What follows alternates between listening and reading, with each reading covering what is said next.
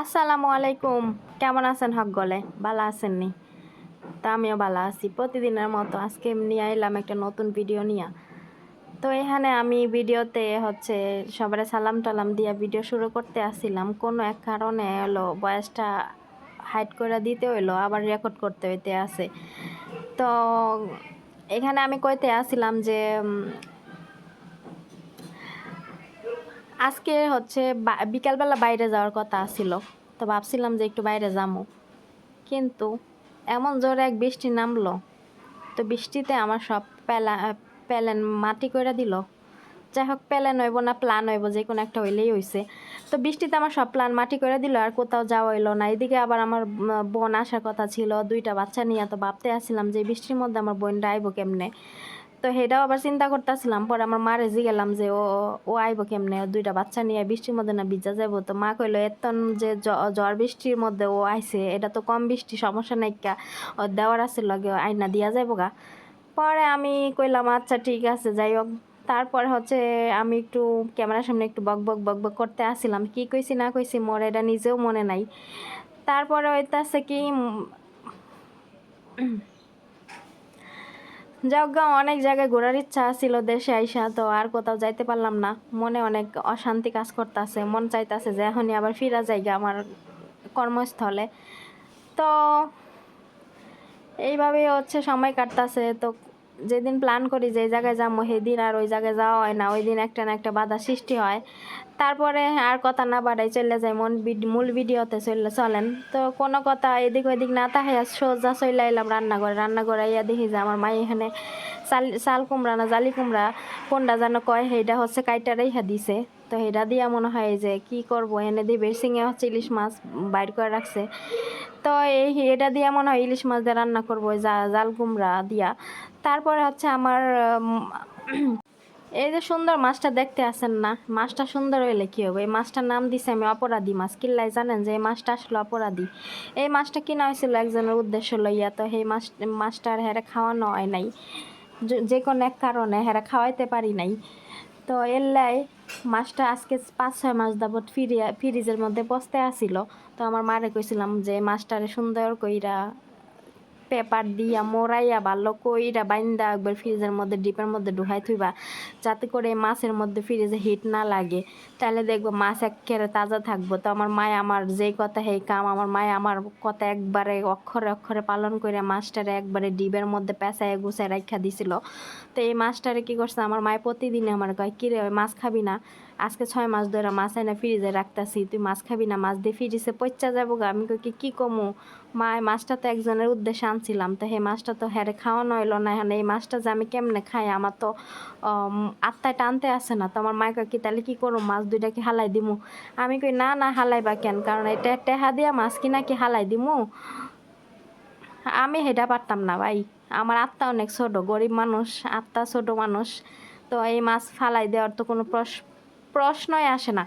তো যাই হোক গা, পরের দিন আমার মা ঘুম থেকে উঠে দেখি যে আমার এই মা মাছ বাইর করে রেখে দিছে। তো আমি ভাবলাম যে যাই হোক, মাছ যখন বাইর করছে তার মায়ের রান্ধুক মার মন মতো।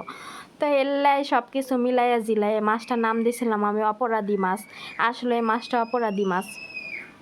তো অনেকক্ষণ খাড়াই খাড়াই মাছের সৌন্দর্যটা দেখতে আসছিলাম, যে আসলে মাছটা দেখতে অনেক সুন্দর, খাইতে অনেক মজা ছিল। তারপরে মাছটার অনেকক্ষণ যাবত দেখতে দেখতে এখন চলে এলাম রান্নাঘর থেকে বারান্দায়। তো বারান্দায় দেখি যে বাইরে যে বৃষ্টি, মানুষের বাসা চালের মধ্যে টাপুর টুপুর বৃষ্টির আওয়াজ আহে। তো আমার মনে চাইতে আসছিল যে বিল্ডিং থেকে নাইমা ওই টিনের ঘরে যাইয়া বইয়া থাকি আর বৃষ্টির সাউন্ড শুনি। আসলে কিন্তু এটা একেবারে হাসা কথা যে আমি বিল্ডিংয়ের থেকে টিনের ঘরে থাকার একটা মজাই আলাদা। বৃষ্টির দিনে আপনি বৃষ্টির সাউন্ড উপভোগ করতে পারবেন। কিসের বিল্ডিং, টিনের ঘরই হলো মানে থাকার জন্য পারফেক্ট, তাই না? হয়তো গরমের দিনে একটু কষ্ট হয়, কিন্তু বৃষ্টির দিনে খুব মজা করে আরামে ঘুমানো যায়। তারপরে একটু বারান্দা দিয়ে দেখতে আসলাম বাইরের পরিবেশটা। বাইরের পরিবেশ তো মেঘলা পরিবেশ। তারপরে সব কিছু পরে তো দুপুরবেলা আমার বই না আইছিল, আয়া দিহ এক বক্স আইসক্রিম লইয়া আইছে। তো আইসক্রিম ডাইন না ও ফ্রিজের মধ্যে রাইখা দিছে। তো ওর পোলায় করতে আসছে কি মা আইসক্রিম কো?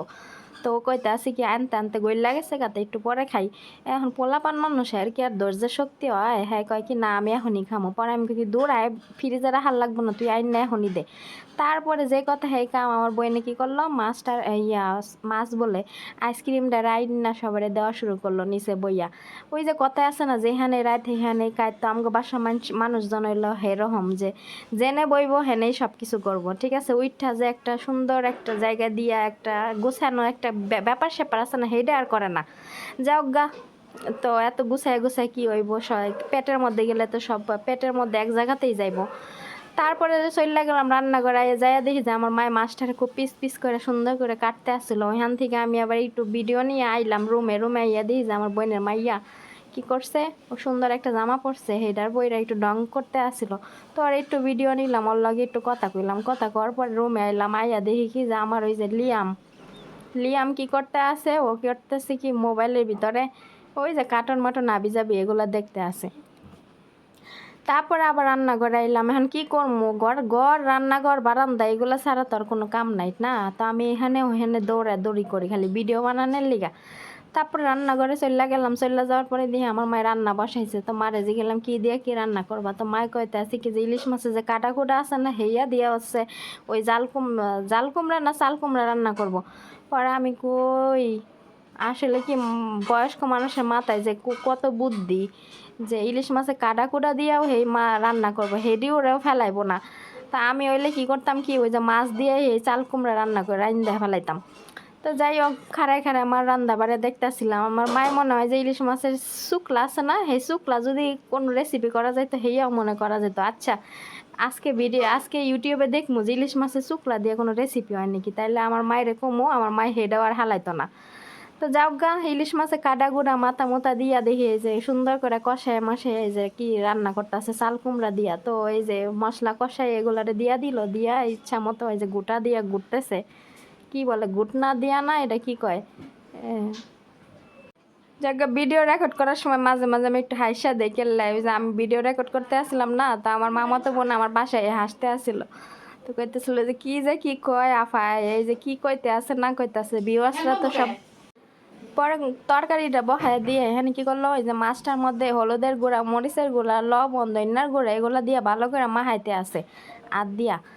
তো মারে গেলাম যে এত আগে মাহাইতাছো কেন, তো কইতাছে কি যে এগুলা দিয়া মাহাইলে রাইখা দিলে মাছের টেস্ট নাকি আরো বাড়ে। তাহলে আমি কইতে আসছিলাম যে ইলিশ মাছ খালি লবণ দিয়ে ভাজলেও নাকি মজা লাগে গ্রান কয়।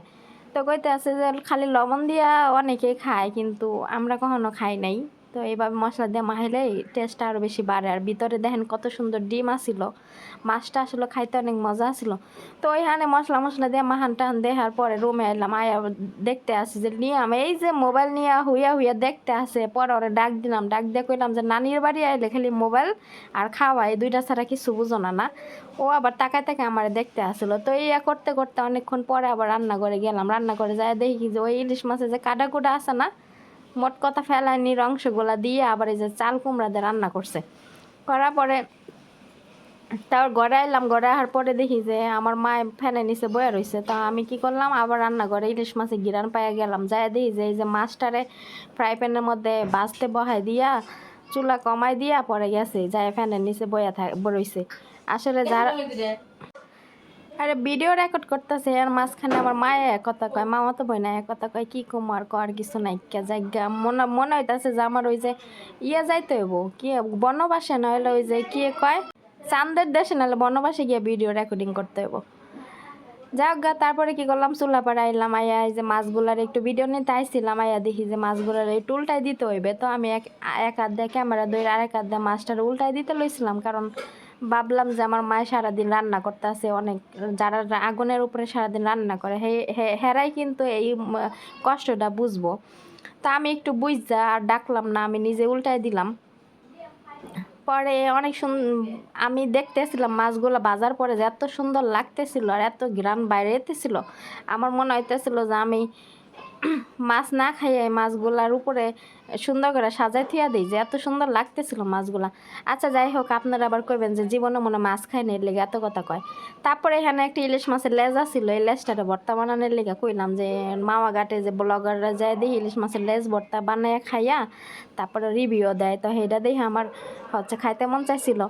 তো যাই হোক, মাছ টাছ ভাজা হইয়া গেছে। তো এইখানে আমার মা একটা ভুল করে আলাইছিল, মায়ের কইছিলাম সরিষার তেল দিয়া মাছ ভাজতে, তো সরিষার তেল দেয় না, সয়াবিন তেল দেওয়াই জ্বালাইছে। তো ইলিশ মাছ সরিষার তেল দিয়ে ভাজলে মজা লাগে। তো মিস্টেক হয়ে গেছে, কিছু আর করার নাই, যা আছে তাই দিয়ে এখন কইরা আলাইছে, আর কি করবো, কিছু করার নাই। তো এখানে শুকনো মরিচ ভাজা রাখছিল, যে ইলিশ মাছের লেজটা রাখছি ওইটা ভর্তা বানানোর লেগা। তো ওইখানে আবার কতগুলা কাঁচা পেঁয়াজ কাইটা রাখছে, যে কাঁচা পেঁয়াজ দিয়া ভর্তা বানাইলে অনেক টেস্ট হয়। তো মায় আমার কইতেছিল যে কি ভর্তা পেঁয়াজ কি ভাজম না কাঁচা দিবি, আমি কই না কাঁচা দিব, কারণ কাঁচা পেঁয়াজের ভর্তা অনেক মজা লাগে আমার কাছে। তো এইখানে হইলে ওই যে শুকনো মরিচগুলা বোটাগুলা ছাড়াই লইতাছিল, আর কইতে আসছিল যে সবগুলা মরিচ দিমু, যা লইব না, আমি এখান থেকে 2টা মরিচ আনাম থইয়া দাও, যে মাছ বাজার লগে আমি খাই তাহলে খামো আনে। তারপরে এই যে মরিচটার ভিতরে লবণ দিয়া ইচ্ছা মতো হাত দিয়া কসলা কসলি করতে আসছিল, কসলা কসলি করতে করতে মরিচগুলা গেছে একবারে হইয়া বাইঙ্গা চুইরা একবারে চুরমার হইয়া। তো এরকম মরিচ কসলা কসলি দিয়ে আমার হাত জ্বলা শুরু করতে আসছিল, যে কেমনে করে কসলাইতে আছে। এখন আবার কতগুলা কাঁচা পেঁয়াজ দিয়ে এখন হেডার লাগে মরিচ দিয়ে ইচ্ছা মতো কসলাইতেছে, মনে হইতাছে কি যে হ্যাঁ রাতে একটু জালও লাগে না, অথচ আমি চোখ দিয়ে দেখে আমার জাল লাগতে আসছিল। আমি হলে কি করতাম, হুদাই পেঁয়াজ মরিচ সব একবারে ব্লেন্ডারের ভিতরে দিয়া একবারে একটা স্টার্ট দিতাম, একবার ভর্তা হয়ে যেত গা, যে অতটা ধৈর্য আমার নাই কসলা কসলি করার, কারণ আমার হাতে জ্বলবো এটা ভাইবা আমি আধা জীবনও ভর্তা টর্তা বানাইতাম না। তারপরে দিয়া দিল এখানে যে সরিষার তেল দিলে ভর্তা অনেক মজা লাগে। তো সরিষার তেল দিয়ে আবার হাত দিয়ে ভালো করে কসলা কসলি করতে আসছিল। তো মারে জিগাইলাম যে মা এত যে কসলা কসলি করতে আসো, যে এই কসলা কসলিতে কি ভর্তার কি টেস্ট বাড়ে? তো মা কইতে আসছিল কি যে এত কসলা কসলি করলে এই ভর্তার টেস্ট বাড়ে। তো ভর্তাতে কাঁচা পেঁয়াজ দিলে যত কসলাবি তত টেস্ট বাড়বো। আমি কি ও আচ্ছা, তাহলে এই টেকনিকটা শিখে রাখলাম, কোনো দিন যদি ভর্তা বানাই। তারপর আবার মনে হইলো যে এই ভর্তা বানাইতে গেলে আমার হাত তো জইলা পুরা শেষ হয়ে যাবো গা। পরে কই কেউ আচ্ছা, হাত জ্বলার তো কোনো কথাই আসে না, হাতের মধ্যে একটা গ্লাভস পরে লমু তাইলে তো হয়ে গেছে। তো অনেক কিছুই ভাবতে আসছিলাম। তো ভাবতে ভাবতে এখন আমার মা এই যে কসলা কসলি কইরা এই যে ভর্তাটারে প্রায় শেষের দিকে বানাইছে। এখন একটু পরে খাওয়ার পালা। আসলে খাইতে তো বেশি টাইম লাগবে না, এই যে ভর্তাটারে যে কসলা কসলি করে বানাইছে সেটাই অনেক টাইম লাগবে। তো এইভাবে বানানো হয়ে গেছে এক মুহূর্তে, এখন খাওয়ার জন্য অপেক্ষা। তারপরে কি করবো, খাইতে বসে আর টিডিও করি নাই, কারণ যে ভর্তার নেই আর ভিডিও করার কথা আর মনে আসিল না। তারপরে রাত্রেবেলায় যে এনে দিলাম 2টায় ভাজা মাছ আর গরম ভাত, আর এখানে ওই আমার এক আন্টি চাপা ভর্তা দিয়া আর কুমড়া পাতার ভিতরে ভৈরা দিয়ে কেমনে জানি পেঁচাই গোছায় বানাইছে। আপনাদের লগে রেসিপি একদিন শেয়ার করবো আনে।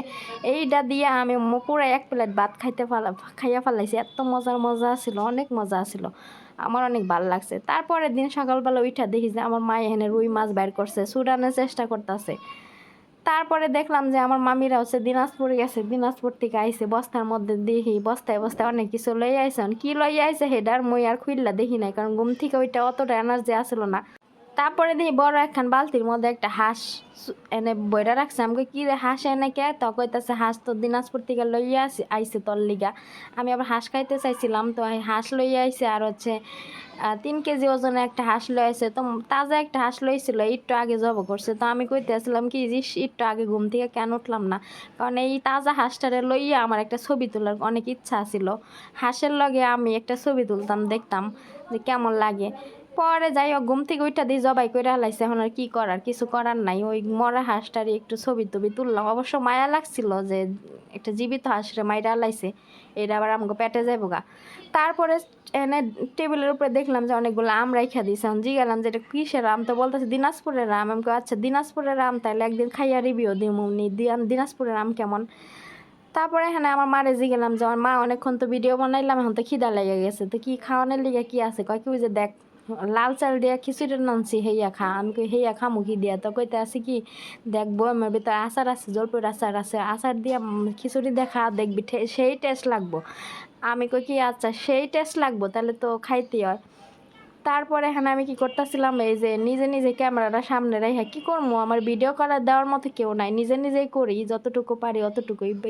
ক্যামেরাটা সামনে রেখা এই যে আচার দিলাম, তারপরে তেল দিলাম, তেল দিয়া সুন্দর মতো করে দিতে আসি যে দেখি আজকে আচার আচার দিয়া খিচুড়ি দিয়ে খামো যে কেমন টেস্ট লাগে, যেহেতু মায় কইলো যে অনেক টেস্ট লাগবো।